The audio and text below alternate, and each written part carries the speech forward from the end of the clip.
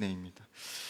오늘은 이제 여러 말씀을 좀 요약하다가 요한 1서 말씀을 좀 강의하면서 보기를 원합니다.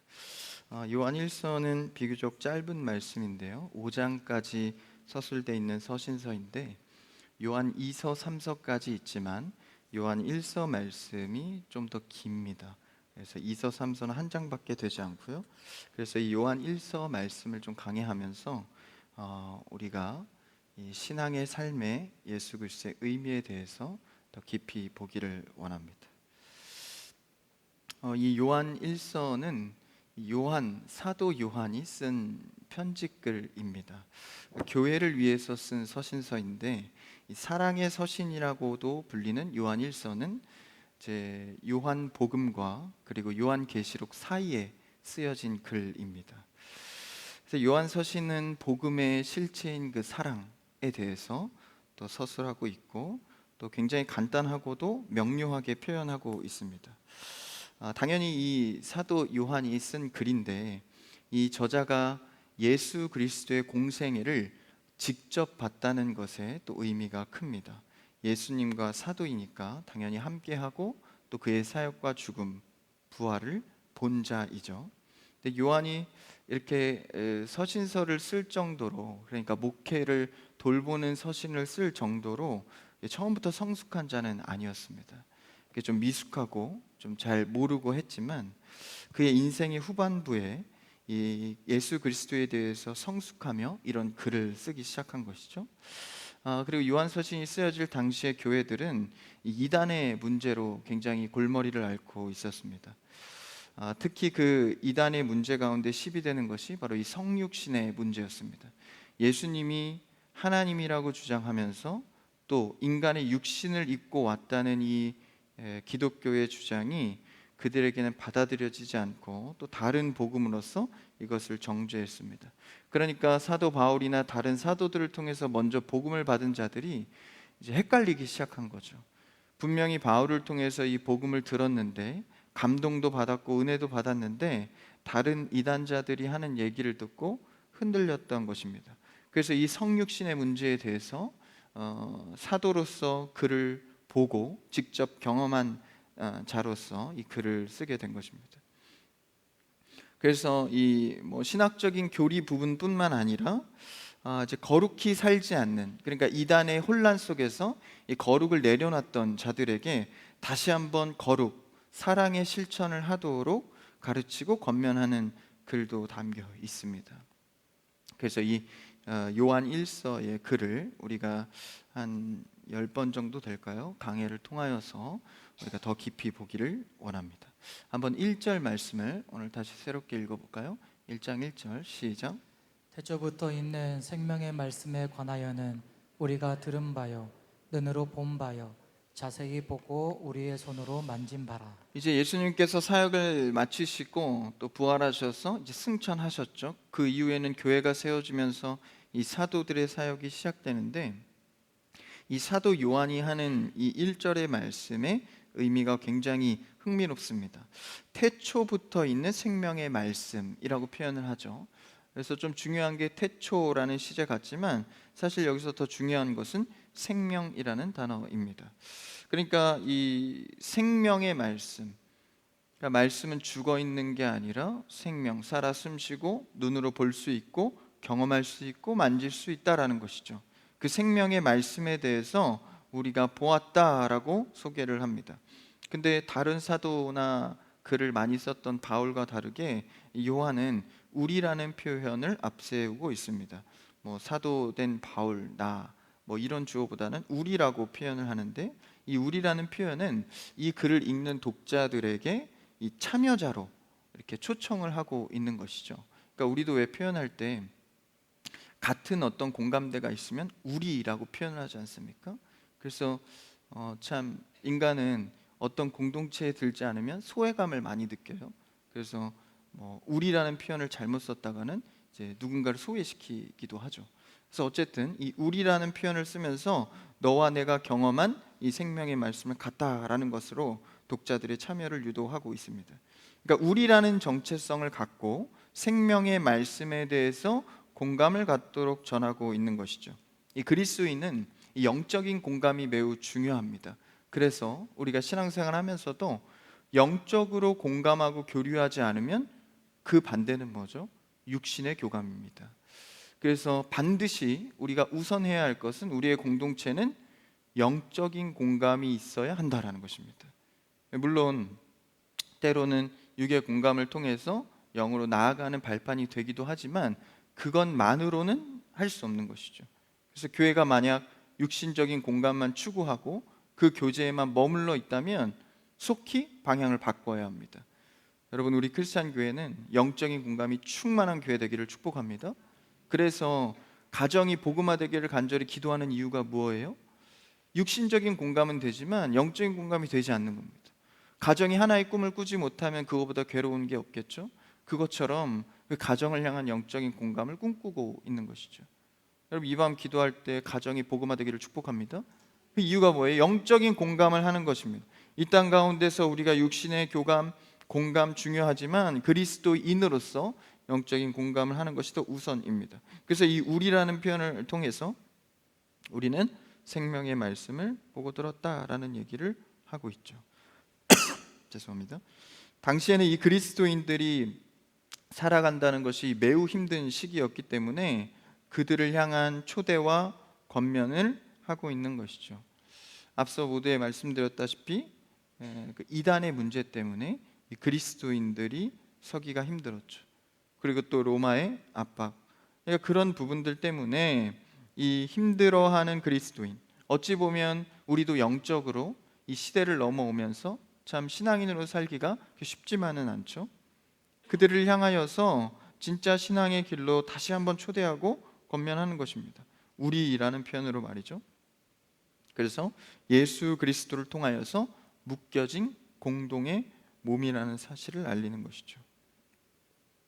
그래서 그리스도의 생명이 우리의 것이다 라고 하며 1절 후반부 보면 우리가 듣고 보고 또한 자세히 보고 심지어는 우리의 손으로 만진 바라. 그러니까 이 사도들은 사실 예수님을 직접 경험한 자들이죠. 사도 직분이 지금까지 이어지는 것은 아니지만 당시의 한시적 그 직분의 의미는 예수 그리스도를 직접 경험한 자들입니다. 그리고 그 주변의 다른 제자들도 예수님을 경험했죠. 그 이후로는 그들의 복음 전하는 전도를 통해서 전하게 됩니다. 그럴 때 이 생명의 말씀, 이것은 예수 그리스도를 나타내죠. 그를 보고 듣고 만졌다. 그럼 이 의미가 무엇일까요? 당시의 이단의 사상을 좀 생각해 볼 필요가 있는데, 당시의 이단 중에 가장 강력하게 성행했던 것이 바로 영지주의 사상입니다. 그들의 이 사상적 공격은 이 교회를 매우 혼란스럽게 하고 무너질 위기까지 처하게 한 것이죠. 이를 염두하고 쓴 글이기 때문에 그들의 이 사상이 무엇이었냐? 육체로 오신 예수님을 부정하는 겁니다. 왜냐하면 그들은 이원론적인 사고로 이제 인간의 이성으로 이 신앙을 이해하려 했습니다. 그렇기 때문에 육신은 무조건 나쁘고 영적인 것은 무조건 거룩하다고 두 가지 이원론으로 주장했기 때문에 예수님이 더러운 육신을 입고 왔다는 것이 이성적으로 받아들일 수가 없는 겁니다. 그러니까 성육신하신 예수님은 잘못됐다. 성육신한 것은 어떤 영적인 공간의 의미일 뿐이지 진짜 성육신이 이루어진 것이 아니다라는 얘기를 주장을 하게 되죠. 그러니까 이런 이성의 이해로 이해하려던 이런 영지주의자들이 육은 더럽고 영은 거룩하여서 예수님의 성육신을 받아들일 수 없고 가짜다라고 주장한 것이죠. 그 주장에 반하여서 이 사도 요한이 실제 예수님의 오심을 보고 듣고 만졌다. 생명의 말씀, 즉 예수 그리스도는 실제이고 우리가 실제 보았다라는 얘기를 다시 한번 확신을 갖고 말하고 있는 것입니다. 그러니까 뭐 그들의 주장이나 반대가 이단이 어찌했든 하나님께서 말씀의 예언을 통해서 예수 그리스도가 인간의 옷을 입고 이 땅에 오셨다라는 것이죠. 그걸 내가 보았고 예수 그리스도가 신인 동시에 인간이다라는 사실을, 그 기적과 가르침을 내가 맛보았다. 심지어는 부활하신 예수님을 도마는 손으로 만졌죠. 내가 만졌다. 이 주장을 지금 다시 한번 확신 있게, 이단에 흔들리지 말고 성육신하신 예수 그리스도, 너희가 받은 은혜의 말씀을 그대로 받아라 라고 알려주고 있는 것이죠. 거기서 가장 중요한 핵심적 이 신학 교리가 무엇이겠습니까? 바로 신인 양성의 온전함입니다. 예수 그리스도의 몸에 하나님이시자 동시에 인간인, 그렇지만 섞이지 않고 두 양립하는 양성이 그대로 보존되는, 그러니까 이게 인간의 이성으로는 이제 납득할 수 없는 영역이죠. 그렇지만 실제 그렇다라는 것을 보고 만졌다라는 거죠. 그러니까 우리도 사실 내 안에 실제한다는 예수 그리스도를 우리가 많이 들었지만 이해하기는 쉽지 않습니다. 뭐 내 안에 계신 성령님, 내 안에 예수님 찾아오셔서 뭐 이런 고백을 많이 하지만, 여러분 우리가 실제 이것을 이성적으로 설명할 수 있습니까? 설명할 수 없죠. 근데 뭐는 하셨죠? 경험은 하셨습니다. 내가 믿을 수 없는, 도저히 믿을 수 없는, 이성으로는 깨달을 수 없는 말씀을 내가 믿고 있고, 그 말씀을 적용했더니 하나님께서 응답하시는 실제의 신앙의 삶을 우리는 살고 있는 것이죠. 그러니까 여러분, 예수 그리스도의 능력은 생명의 능력입니다. 실제의 생명이 있는 능력이기 때문에 머리로는 이해가 안 돼도 경험할 수 있습니다. 그럼 우리는 경험한 것을 내가 듣고 보고 만졌다라고 전해야 하는 것이죠. 그래서 실제로 말씀의 역사를 경험한 사람들로서 우리는 예수 그리스도가 내 안에 있다는 사실을 들은 대로, 본 대로, 경험한 대로 전하는 자가 되어야 합니다. 이것이 우리가 이 땅 가운데 온 소명이자 사명이죠. 그래서 신앙적 경험과 말씀의 체험은 생명과 같이 실제적인 것입니다. 할렐루야. 예수 그리스도는 실제입니다. 고로 우리가 예수 그리스도를 믿는 신앙도 실제적인 것이죠. 그래서 예수님도 이 땅 가운데 구태여 기적을 보여주신 이유도 실제성을 나타내는 것이죠. 예수님은 우리에게 실제로 오셨고 지금도 실제로 성령 하나님을 통해서 예수 그리스도의 사역을 이어가고 계십니다. 그래서 우리 안에 성령을 통해 오신 예수님이 그대로 살아있는 생명의 신앙생활을 할 수 있도록 그의 사역을 이어가고 있는 것이죠. 그래서 예수님은 제자들에게 너희는 나보다 더 큰 일을 할 것이다. 어떻게 예수님보다 더 큰 일을 해요? 성령의 사역을 통해서 각 사람마다 그리스도를 통하여서 신앙생활을 하게 하는 것이죠. 그것을 사도 요한이 이제 자기가 본 것, 경험한 것을 생명의 말씀에 관하여서 우리가 한 것이다, 우리가 듣고 보았다. 그러니까 이단의 흔들림 속에 확신한 말씀을 전하고 있죠. 그 다음 2절 말씀을 읽어볼까요? 2절 보면 시작. 이 생명이 나타내신 바 된지라. 이 영원한 생명을 우리가 보았고 증언하여 너희에게 전하노니 이는 아버지와 함께 계시다가 우리에게 나타내신 바 된 이시니라. 이 생명이 나타났다, 이 생명의 말씀이 나타났다라는 것은 태초에 말씀이 계셨고 그것은 곧 하나님이신데, 이는 말씀이 육신이 되어 우리에게 나타내신 바 영원한 생명을 우리에게 주시려고 죽음을 이기시고 부활하셔서 영원한 생명을 우리에게 보장해 주셨습니다. 이게 바로 태초에 계신 말씀을 통한 예수 그리스도의 사역입니다. 이것을 어떻게 해요? 2절에 보니까 우리에게 나타나신 바 되었는데 우리가 이 한 생명을 영원한 생명을 우리가 보았다. 이 제자들은 예수님이 죽음도 보았지만 다시 살아나심도 보았습니다. 그러니까 사망을 생명으로 이겼고 부활의 첫 열매가 되심을 보았습니다. 여러분, 우리도 예수 그리스도를 경험한 자로서 그의 첫 열매를 믿고 보았고 따르는 자들입니다. 그래서 사도들이 이를 보았고 증언하면서 전하고 있는 것이죠. 그래서 그리스도의 정체가 드러난 말이 바로 2절인데 내가 그것을 보았고 증언하여 너희에게 전한다. 이것이 바로 크리스찬이라고 말하는 그리스도인의 정체성입니다. 내가 보고 들은 바를 전한다. 우리 교회가 어떤 교회죠? 크리스찬 교회잖아요. 이 그리스도인의 정체성은 바로 보고 들은 것을 전하는 자들입니다. 그래서 이 전하는 것은 복음인데 곧 복음을 전하여 하나님의 나라, 교회를 세워가는 것이죠. 그래서 만약 교회가 재밌는 일도 하고 봉사도 하고 사회 기여도 하고 많은 사람들의 슬픔도 위로하는데 만약 보고 들은 바 이 복음을 전하지 않는다면 그것은 교회가 아닙니다. 그래서 이 그리스도인들은 보고 들은 바를 전하는 자들입니다. 그래서 2절에 그것을 말하고 있죠. 그래서 크리스찬들을 보고 듣고 만진 것을 그대로 전하는 자, 그러니까 우리는 더욱더 듣고 보고 경험한 것이 확신되어져야 하는 사람들입니다. 그러니까 우리라고 뭐 늘 은혜롭고 늘 주님을 확신할 수 있겠어요? 우리에게는 하나님이 오늘도 믿을 수 있는 은혜가 필요합니다. 여러분 매일매일 너무 잘 믿어지시나요? 물론 그렇다면 은혜인데, 여러분 우리는 때로는 많은 의심을 하기도 합니다.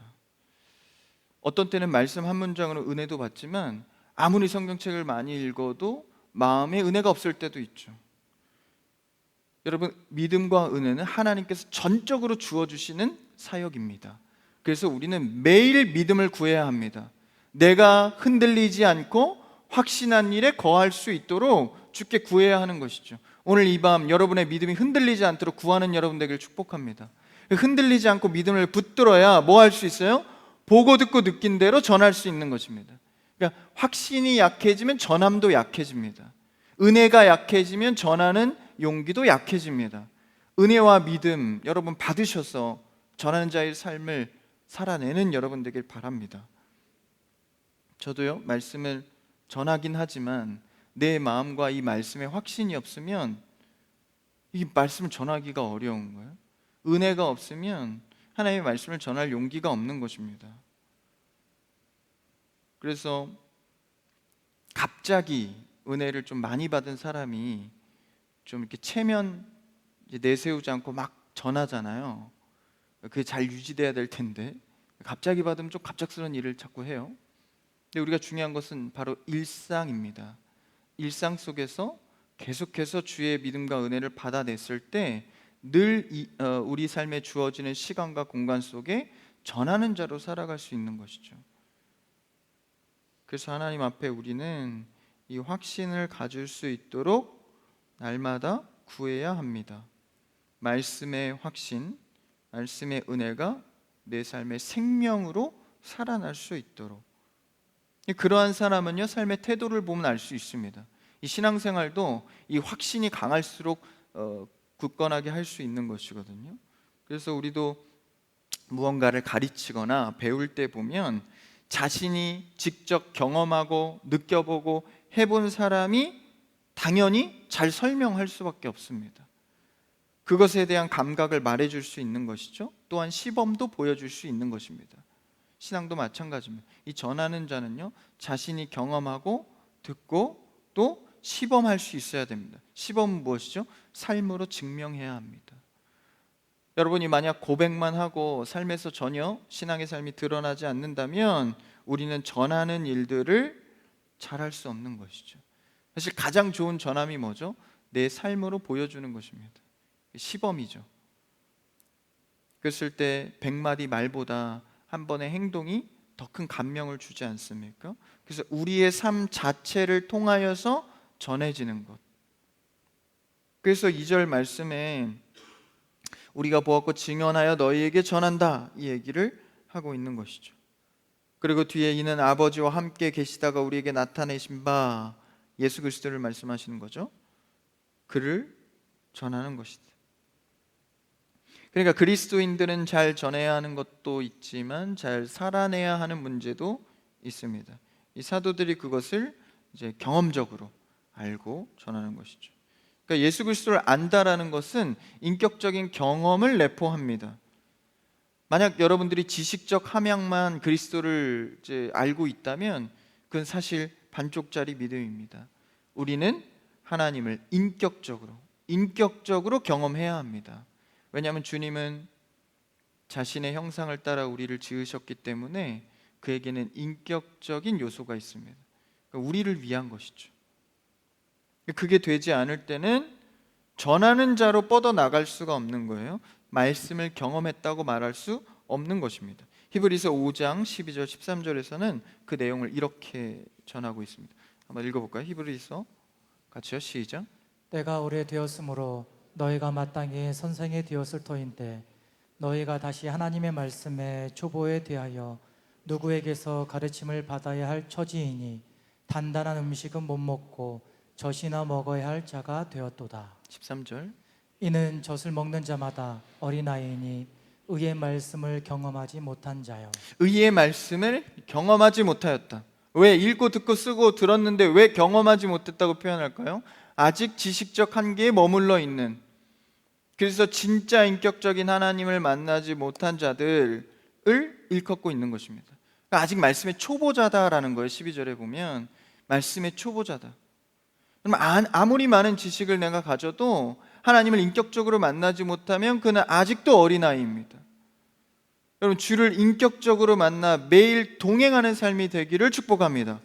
그래서 뭐라고 그리스도와 우리를 관계를 표현하죠? 주는 우리의 신랑 되시고 우리가 신부 된다라는, 부부 사이로 말할 정도로 인격적인 관계를 굉장히 가깝게 표현해주고 있습니다. 그러니까 이는 서로를 경험하고 나누고, 그러니까 부부가 어떤 역할을 서로 하죠?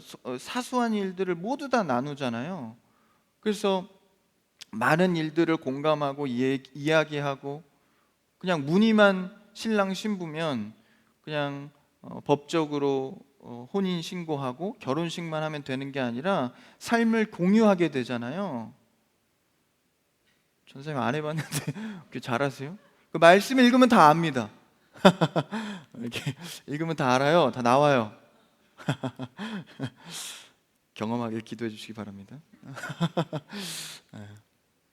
그러니까 그리스도가 우리의 신랑 되어서 이런 인격적인 관계를 한다라는 거죠.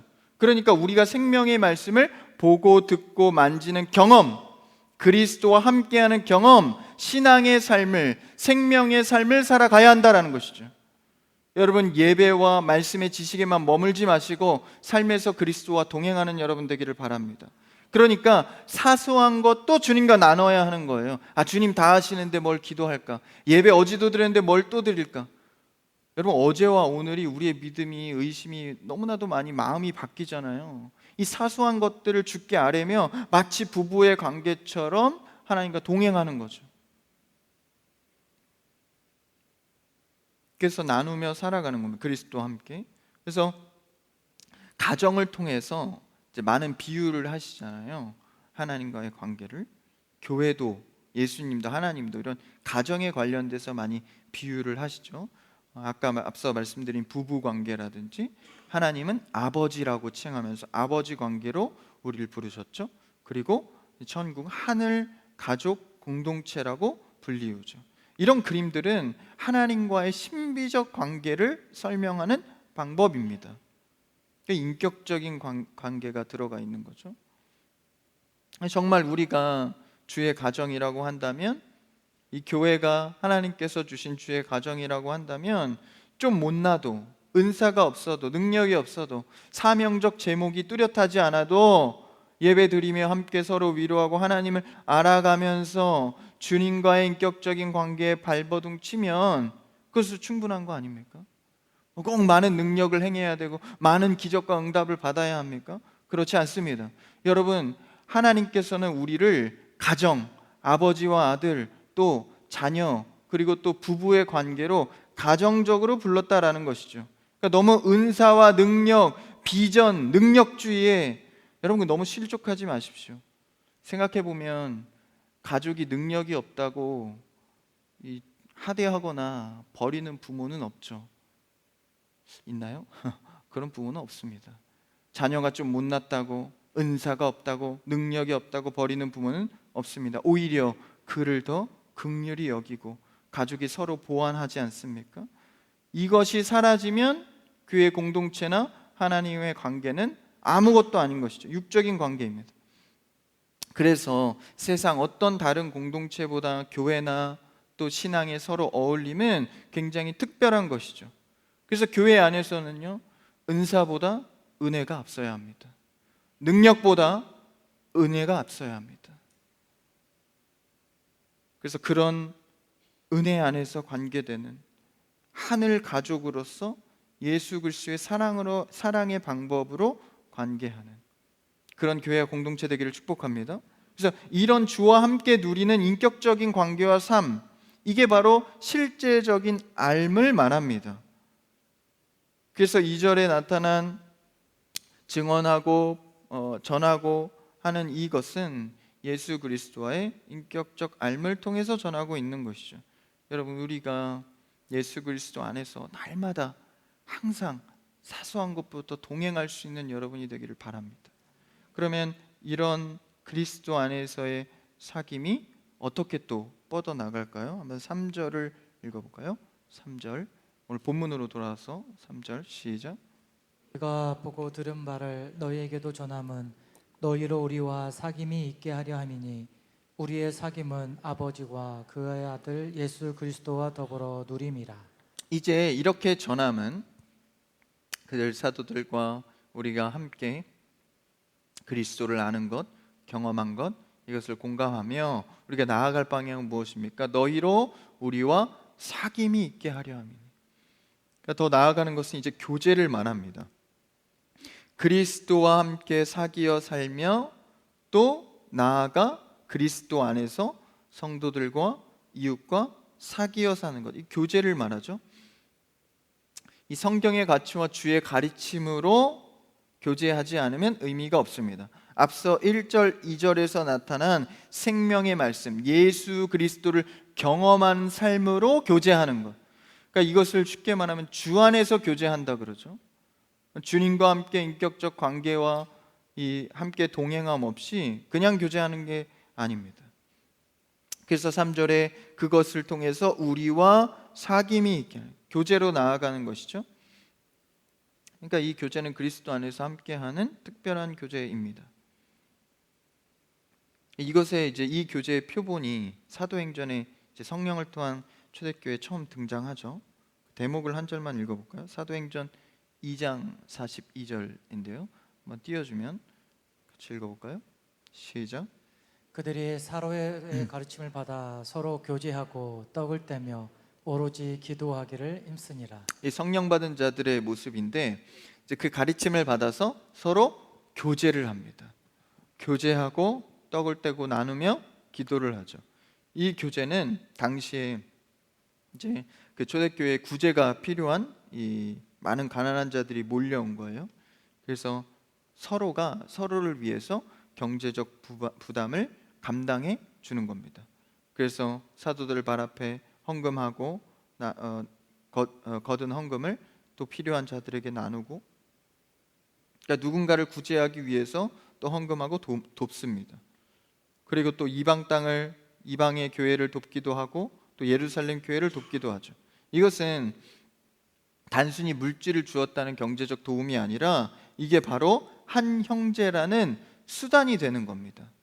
그러니까 우리가 뭘로 많이 표현하겠어요? 물질의 것들로 많이 표현하는 거예요. 그래서 이것은 고백의 수단이 되는 겁니다. 뭐 하나님이 돈이 뭐 필요해, 헌금 왜? 그게 아니죠. 우리가 현재 삶에서 어떤 가치로 살죠? 이 통용하잖아요, 돈으로. 예전에는 화폐가 없는 시대는 이제 물물 교환을 했는데 이 발전으로 돈이라는 게 화폐가 생겼잖아요. 그래서 우리의 삶을 그것으로 통용하잖아요. 그 삶의 본질의 이야기를 이걸 갖고 하나님께 고백하는 게 헌금입니다. 감사하다고, 그렇죠? 그래서 이것을 통해서 한 형제라고 고백하는 수단이 된 거예요.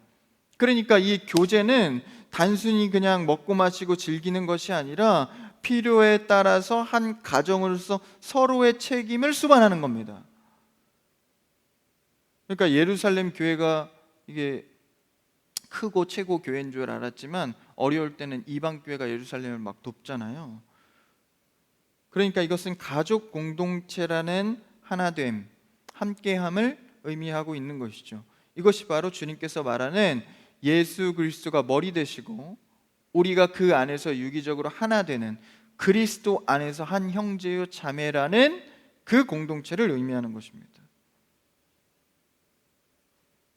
그런데 여기서 단순히 그냥 어려운 자를 돕는 구제로만 끝나는 것이 아니라 복음을 맡은 자로서 전하는 역할을 놓치지 않는 거죠. 그래서 하나님이 주신 은혜의 일상 속에서 계속 전하고 또 구제의 일을 하고 서로를 책임져 주고, 이러한 교회의 모습이 지금 오늘 본문으로 돌아서 3절에 사귐이 있게 함이니, 그리스도 안에서 한 가족이 돼서 그리스도의 의무를 다하는 것입니다. 여러분, 우린 그리스도인으로서 서로를 얼마나 돌아보고 책임져 주고 있습니까? 그것이 주 안에서 발생되는 일이다라는 거죠. 그래서 우리와 사귐이 있게 하려고, 한 그리스도 안에서 하나 되는 공동체가 되기를 축복합니다. 그래서 이 사귐은 아버지와 그의 아들 예수 그리스도와 더불어 누림이라. 그러니까 그리스도 안에서의 누리는 교제다라는 것이죠. 여러분, 우리 청년들은 이제 세상에서 많은 친구들과 일들이 많이 벌어지잖아요. 그러다가 참 이게 허무함을 많이 느낄 때가 있어요. 그러니까 세상적인 어떤 교류와 이야기들, 지치는 거죠. 영이 지치는 거예요. 그걸 깨닫게 됩니다. 교회에 오면 알게 되거든요. 그래서 영적인 교제와 주 안에서 하나 되는 것이 세상에서 줄 수 없는 가치라는 걸 깨닫게 됩니다. 우리도 마찬가지잖아요. 어떠한 상황 가운데에서도 주어지지 않는 영적인 체험, 그것이 주 안에서 누리는 것, 그 교제만이 우리를 채울 수 있는 것이죠. 이게 얼마나 감사하고 복된 공동체입니까? 그것을 누리려고, 그렇죠? 그래서 이러한 누림이 우리 크리스찬 교회에 많아지도록, 많은 열매 맺을 수 있도록 우리 기도해야 합니다. 이 안에서 많은 사귐과 교제와 주 안에서 하나됨이 일어나게 하옵소서. 1000명의 예배자를 통해서 하나님의 일들과 교제가 일어나고, 할렐루야, 그렇죠? 우리가 바라고 원하는 것이죠. 마지막 4절을 한번 읽어볼까요? 4절 시작. 우리가 이것을 쓰면 우리의 기쁨이 충만하게 하려 함이라. 이것을 전하는 것은 우리의 기쁨이 충만하게 하려 함이다. 그래서 그럼 너희들 기쁘려고 이거 쓴 거냐, 뭐 이렇게 해석할 수도 있지만, 그게 아니라 이 기쁨의 실체는 상호적 헌신을 통한 행복감을 말합니다. 그러니까 우리가 믿는 예수 그리스도로 서로 섬기는 것을 말하죠. 서로 감당해주고 서로 헌신하는 것. 사실 우리가 그렇죠. 받는 기쁨도 있지만 사실 더 큰 가치는 줄 때 느끼는 기쁨입니다. 이런 것들은 또 살면서 우리가 신앙생활하면서 한 번 이상은 다 느껴보죠. 그래서 줄 때, 희생할 때 오는 가치가 내 마음에 더 크죠, 사실. 그래서 이 복음을 통하여서 예수님과 교제하고 더불어 살면 내가 그 교제 안에서 서로를 헌신하고, 이것이 4절에서 말하는 기쁨이 충만한 상태다라는 것입니다. 무엇으로 여러분 기뻐합니까?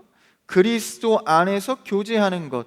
그래서 내가 받는 것보다 주는 것을 더 기뻐하며 서로를 상대해주고 헌신해주고 기뻐할 수 있는, 이 최고의 기쁨이다라는 거예요. 그래서 이것을 내가 전하는 것은 우리의 주로 인하여 교제하는 기쁨이 충만하도록, 할렐루야. 그래서 교회에 오는 게 좋은 거 아니에요? 주의 성도들하고 어울리는 게 좋은 거 아닙니까? 그래서 우리는 그리스도 안에서 교제하고 더불어 살면 다른 이에게 보고 들은 바를 전하고, 이것이 다른 이로 하여금 기쁨이 충만해진다라는 것이죠. 내가 전한 복음이, 나의 복음이 당신의 복음이 되고, 그 복음으로 인하여 자라감을 볼 때 내가 기뻐지는 거죠. 이 기쁨보다 더 큰 기쁨이 어디 있습니까? 우리의 기쁨은 천하보다 귀한 한 영혼이 주께 돌아올 때 함께 기뻐하는 것, 할렐루야. 이 돌아온 탕자가 아비의 품으로 돌아왔을 때 아버지가 너무 기뻐하잖아요. 그럼 이제 집안도 기뻐서 잔치가 일어났는데 누가 안 기뻐하죠? 첫째 아들이 안 기뻐하잖아요. 첫째 아들은 집 안의 탕자잖아요. 왜 저는 돈 유산을 다 쓰고 저렇게 돌아왔는데도 왜 환영을 받냐? 그러니까 아버지는 넌 늘 나와 함께 있어서 그걸 누리지 않았냐라고 위로해 주시잖아요. 그러니까 우리는 이런 이 집안의 탕자가 돼서는 안 됩니다. 누가 세워지든 한 영혼이 돌아오는 것은 천하보다 귀한 영혼이 세워질 때 그것을 그리스도 안에서 기쁨으로 누릴 줄 알아야 합니다. 할렐루야. 그래서 우리 교회 누가 오든지 새 가족으로 올 때 그를 바라보면서 기대하는 거죠. 내가 만난 이 복음 예수 그리스도 저가 만나서 세워질 때에 그것을 기대하는 거죠. 1000명의 예배자가 그냥 한 번에 1000명 쿵 이렇게 오시면 뭐 더 큰 은혜이겠지만 그거보다 더 귀한 가치는 무엇입니까? 한 명 한 명 세워지는 거 아니에요? 한 명 한 명? 그 귀한 영혼들이 한 명 한 명 돌아왔을 때 우리가 예수 그리스도가 천국에 온 자를 기뻐 반기는 것처럼 우리가 거기서 그리스도 안에서 기쁨을 누리는 거죠. 요한 2서 1장 4절에서는 이 기쁨을 이렇게 말합니다. 한번 요한 2서 말씀을 볼까요? 시작. 너의 자녀들 중에 우리가 아버지께 받은 계명대로 진리를 행하는 자를 내가 보니 심히 기쁘도다.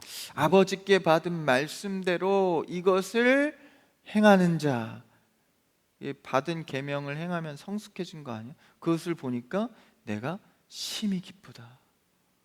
이렇게 어우러지는 게 이 주의 사람들이죠. 요한 2서에서 그렇게 말해주고 있는 거예요. 여러분, 우리는 크리스찬으로서 생명의 삶을 살아가는 여러분 되기를 축복합니다. 그리스도로 인하여 살아가는 자, 그리스도가 주시는 오늘도 나에게 주시는 믿음과 은혜로 살아가는 인격적 관계를 통해서 이 기쁨이 서로에게 나누어지고 그렇게 세워질 때 우리가 주님 주시는 충만한 기쁨을 누리는 것이죠. 여러분, 우리는 생명의 예수를 경험해야 합니다. 날마다 그분과 함께 해야 합니다. 그래서 우리는 맡은 바, 복음을 맡은 바 전하는 자로서 서로 함께 복음을 세우고 그 기쁨 가운데 거해야 하는 것이죠. 여러분, 우리는 말씀이 죽어 있는 사람이 아니라 말씀이 생명으로 살아있는 자들입니다. 그 말씀이 내 안에서 살아 정말 기쁨의 생명의 삶을 다 쟁취하고 살아가는 이 밤 또 여러분 되시기를 주님의 이름으로 축복합니다.